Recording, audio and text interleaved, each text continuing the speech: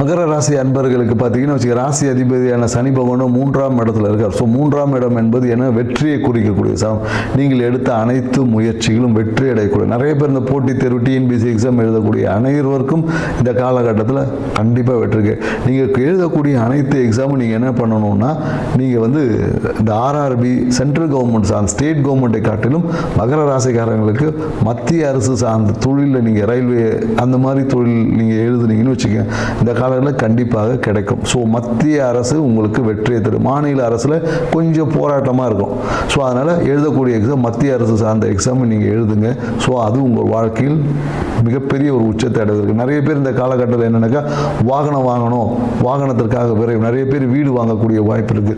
வீட்டை சீரமைப்பது, வீட்டை இடிச்சிட்டு கட்டக்கூடிய அமைப்பு, இதெல்லாமே பிளான் பண்ணி அது எல்லாமே இந்த 2026 உங்களுக்கு நிகழ்த்த போகுது. நிறைய பேருக்கு என்னென்னாக்கா, நோயோட ஒரு தாக்கம் இருந்தது. அந்த தாக்கம் எல்லாமே இந்த ஜூன் மாதத்துக்கு அப்புறம் மாறப்போகிறது. ஸோ நோயில் என்னென்னாக்கா, ஒரு ஹெர்னியா பிரச்சனை, இல்லை மூலம் சார்ந்த கடுப்பு, இது மாதிரி ஏதாவது ஒரு உடல் உபாதைகள் ஏற்படும். இது எல்லாமே வருகிற ஜூன் மாதத்துக்கு பிறகு மாறும்.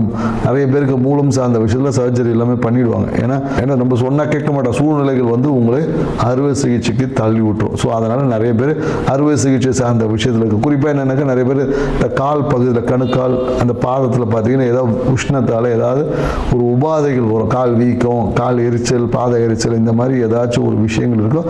அதுக்கு சரியான மருத்துவத்தை பண்ணுங்க. பணம் இந்த காலத்தில் இஷ்டம் போல் இருக்கும். ஹாப்பியாக இருங்க. நன்றி, வணக்கம்.